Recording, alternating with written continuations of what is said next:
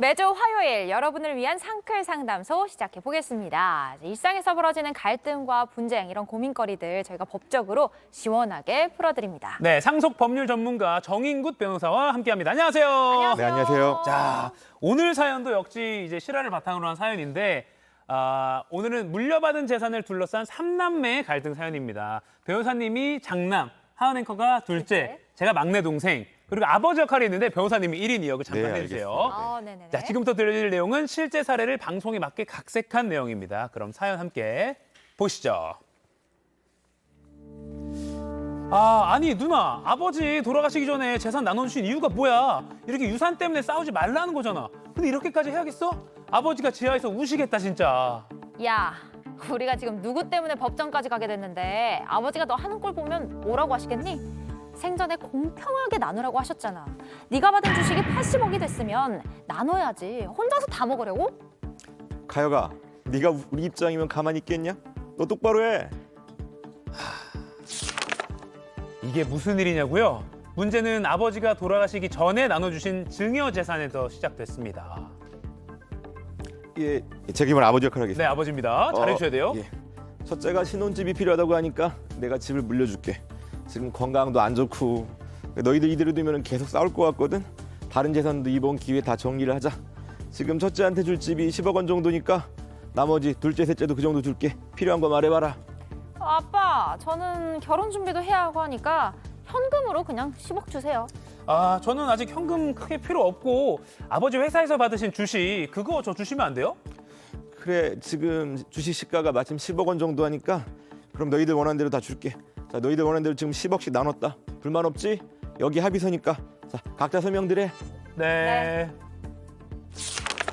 자, 그리고 5년 후 아버지께서 돌아가셨고 장래 막바지 갈등이 생겼습니다. 막내야, 너 아버지께 받았던 주식 8배 뛰었다며? 그럼 얼마야? 80억이 됐네? 오빠도 그 집이 30억이라며. 이거 다시 나눠야 되는 거 아니야? 뭐? 가혁이 받은 주식이 80억이라고? 야, 그럼 당연히 다시 나눠야지. 뭔 소리야? 그럼 내가 받은 주식이 폭망했으면 형이나 누나가 나한테 돈 나눠줬을 거야? 아니잖아. 이 사람들이 양심이 없네. 뭐? 이 사람들? 양심은 누가 없는데? 우리 법적으로 한번 해보자. 재산 분할을 다시 하자는 형제들, 형과 누나라는 사람이 제게 소송까지. 정인국 변호사님 도와주세요. 네, 제가 도와드리겠습니다. 이런 사례입니다. 막내 아들로서 굉장히 억울해하는 것 같아요. 근데 약간 10억 이렇게 오가니까 약간 남의 이야기 같기도 한데 일단 약간 브라운 집안 얘기긴 한데 그래도 이게 실생활에 도로 있다고 하더라고요. 자, 사례를 좀 더 들여다보겠습니다. 그러니까 받을 때는 첫째가 받은 집도, 둘째가 받은 현금도, 그리고 셋째가 받은 주식도 10억 정도로 같은 가격이었는데 이게 시간이 지나면서 가치가 달라진 상황이군요. 네, 뭐 이 사례 보게 되면요. 그 첫째가 결혼할 때 그 아버지가 자기가 살던 집을 증여를 했거든요. 네. 근데 증여 당시 시가가 10억이었고요. 둘째와 셋째가 우리는 왜 안 주냐 그러니까 둘째한테 뭐가 필요냐 그랬더니 둘째는 자기는 사업한다고 현금으로 10억을 달래요. 현금 10억 줬습니다. 그리고 셋째 같은 경우에는 아버지가 다니던 회사 주식이 있었는데 그걸 달라 그랬거든요. 또 그 주식 가치도 10억이었어요. 그러니까 모두 각자 10억이라는 공평한 배분이었거든요. 그런데 그러고 나서 이제 아버지가 5년 뒤에 돌아가셨어요. 네. 돌아가실 당시에 주식 가격이 드라마틱하게 오른 겁니다. 그 회사가 잘 됐군요. 예, 무슨 신약 개발을 해서 회사가 대박이 났죠. 그러다 보니까 주식 가격이 10억이었던 게 80억으로 8배가 뛰었어요. 그리고 물론 첫째 같은 경우에도 아파트 받은 게 시가가 약간 오르긴 했습니다. 올라가지고 10억이 30억까지 됐다 그러더라고요. 참 안타까운 사연입니다. 그러니까 이 사연자의 아버지는 아마 이 재산 앞에 형제 없다는 걸 아셨던 것 같아요. 그래서 이 병원비 정도 현금만 남기고 일단 모두 나눠주신 것 같은데 결국에는 소송까지 갔다고요? 예, 네, 그렇습니다. 이 아버지가 몇 년 전에 그 아내랑 사별을 하고 남편 혼자만 남아 있으셨는데요. 자식들이 사이가 안 좋은 거예요. 아버지가 투병 중인데 아버지가 돌아가시고 나면은 자식들이 아버지 재산을 가지고 싸울 게 분명하기 때문에 그러니까 미리 아버지 입장에서는 손을 쓴 거죠. 그런데 돌아가실 당시에 재산 가치가 달라지다 보니까 이 첫째랑 둘째가 다시 분배하자 이렇게 얘기하면서 그 막내를 상대로 유류분 반환 청구 소송이라고 하죠. 소송을 제기하게 된 겁니다. 유류분 반환 소송. 자, 법적으로 따져보죠. 이 소송이 정확히 어떤 건가요? 예, 그 유류분 반환 청구 소송이라는 게요. 그 돌아가신 분이 있을 때 네. 남아 있는 배우자나 자녀들 중에서 가끔 상속이 배제가 되는 경우가 있거든요. 예전 우리 사회 같은 경우 상당히 가부장적이었잖아요. 네. 그러다 보니까 아들한테만 상속을 하고 딸이나 배우자한테는 상속을 아예 그 배제하는 경우가 많았어요. 그랬죠. 남아 있는 분들이 상처를 받고 또 가족들 사이에서 불화도 발생하잖아요. 그런 걸 막기 위해서 상속분 중에서 일정 정도, 최소한 어느 정도는 보장해 줄 수 있도록 한 거거든요. 네네네. 그래서 뭐 이 사건 같은 경우에는요, 그 법정 상속분을 따져보게 되면 지금 자녀가 3명이잖아요. 네네. 네. 그럼 법정 상속분이 3분의 1이죠. 음. 그 3분의 1의 절반. 그러니까 6분의 1까지는 무조건 법에서 보장을 해주게 되는 겁니다. 아, 이 사건 경우에는 그 사망한 아빠의 그 부인은 없는 상황이니까 네네네.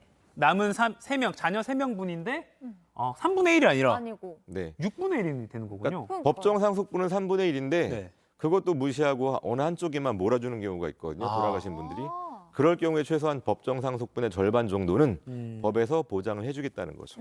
근데 이 형제 같은 경우에는 지금 재산 분배에 관해서 이의 제기를 하지 않겠다는 합의서에 서명을 이미 맞아요. 했잖아요. 네네네. 그러면은 다시 분배를 하지 않아도 되는 거 아니에요? 그 어르신들이 돌아가시기 전에 자식들 보고 그 합의서에 사인하라고 해도요.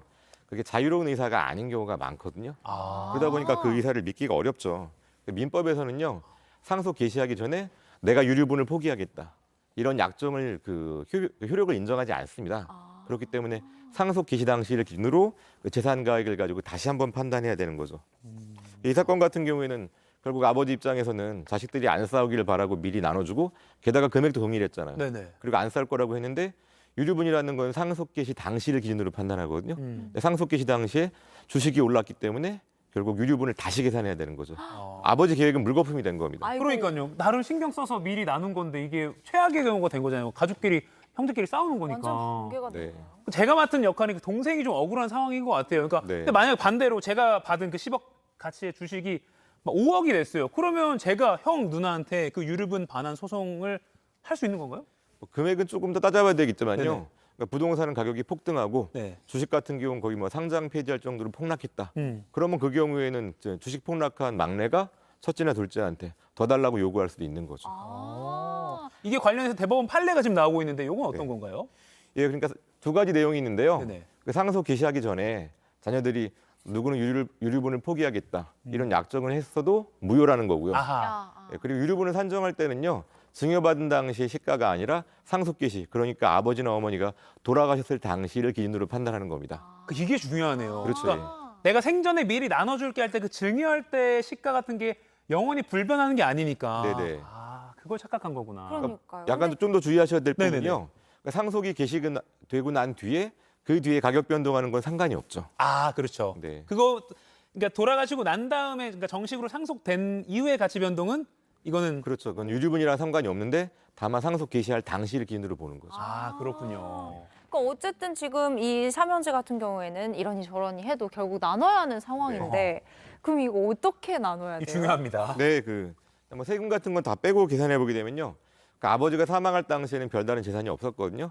미리 자식들한테 재산을 다 나눠 주셨어요. 근데 보니까 그 재산 상속 그 증여할 당시에 네네. 첫째한테 아파트 10억, 그리고 둘째한테 현금 10억, 그리고 셋째한테 주식 10억 이렇게 30억이었잖아요. 네네. 네. 그런데 그 뒤에 나중에 그 가격 변동이 있어가지고 그 셋째가 받은 주식이 80억이 됐죠. 그렇죠. 첫째가 받은 그 아파트는 아파트가 30억이 30억. 됐고, 그럼 합치면 120억이에요. 예, 네. 예. 120억이니까 각자의 상속분은 3분의 1이니까 40억이죠. 네네. 여기다 절반이니까 20억 정도의 유류분은 다 주장할 수 있는 거죠. 아. 이 사람 같은 경우에 지금 첫째 같은 경우는 30억짜리, 그러니까 처음에 10억짜리 아파트를 받았는데 30억이 됐잖아요. 네네. 네. 그럼 자기 유류분을 초과했기 때문에 더 이상 반환 청구할 게 없는데 예. 둘째는 현금을 받았잖아요. 네네. 현금 10억인데 유류분은 20억 주장할 수 있단 말이에요.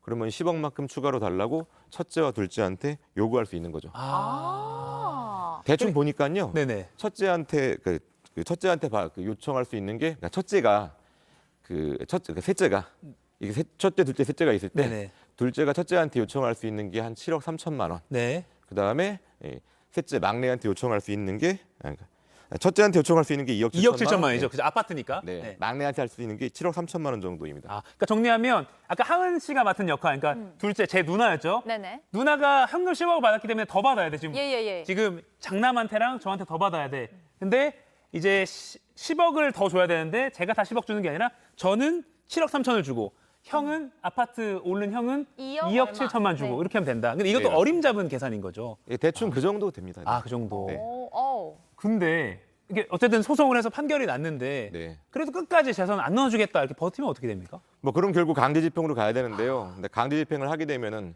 그 집행 당하는 사람이 관련된 비용을 모두 부담해야 되거든요. 아하. 그렇기 때문에 강제 집행이 불응하는 경우는요, 현실적으로 잘 발생하지는 않고요. 아, 강제 집행 불응하면 너무 불이익이 크군요, 금전적으로도. 네, 그렇죠. 네. 아, 어쨌든 뭐 이런 게 안 일어나는 게 제일 베스트일 것 같긴 네. 해요. 근데 혹시 또 이게 없는 사연이 아니라 아까 진짜로 이게 실화를 바탕으로 한 거기 때문에 이런 갈등이 있으신 분들은 또 오늘 저희 유튜브 영상 공유하시면서 한번 확인해 보시면 되겠습니다. 와, 이런 재밌는 이야기가 있네요. 근데 예로부터 네네. 약간 이솝우화 같은 데도 보면 항상 막내들이 제일 영리한 것 같아요. 아, 예. 아니야, 근데 주식이 올랐기 망정이지 망했으면 또 아, 이게 그럴 또 다른 수도 갈등입니다. 있죠. 맞아요. 저는 현금 선택할 것 같은데 아무튼 이건 꿈 같은 얘기고요. 네, 상클 상담소 오늘은 상속과 관련된 얘기 나눠봤습니다. 아버지의 철저한 준비가 수포가 된 상황입니다. 아무리 준비해도 예상할 수 없는 일들이 찾아오곤 하는데 이럴 때 상클 상담소가 여러분의 고민 해결해 드리겠습니다. 네. 앞으로도 함께해 주시길 바라고요. 오늘 변호사님도 감사합니다. 정인국 변호사와 함께했습니다. 고맙습니다. 네, 감사합니다. 변호사님.